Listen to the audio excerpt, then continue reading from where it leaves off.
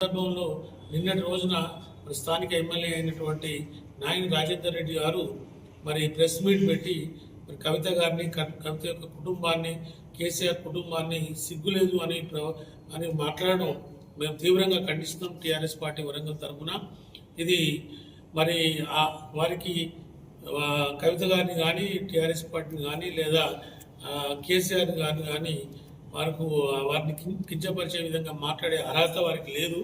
మరి అలాంటిది వారు కవిత గారికి కానీ, కేసీఆర్ గారికి కానీ, వారి కుటుంబానికి కానీ మరి వెంటనే క్షమాపణ చెప్పాలని, లేకపోతే మాత్రం మేము పెద్ద ఎత్తున స్థానిక ఎమ్మెల్యేలకు వ్యతిరేకంగా చాలా కార్యక్రమాలు చేపడతామని ఈ సందర్భంగా హెచ్చరిస్తూ ఉన్న సమస్యలు చెప్పడంలో తప్పేమిటి వాటిని నిరూపించాలి. ఇప్పుడు ఈరోజు 53,000 కోట్లు 5300 కోట్లు నేను సాధించుకొచ్చిన అనుకుంటున్నాను. 2.5 సంవత్సరాలు గడిచిపోయింది ప్రభుత్వం ఏర్పడి.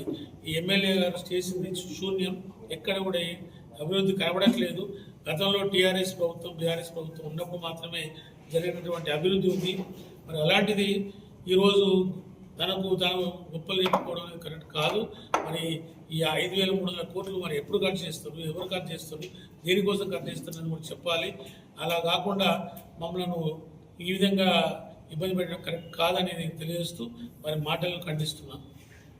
జై టీఆర్ఎస్.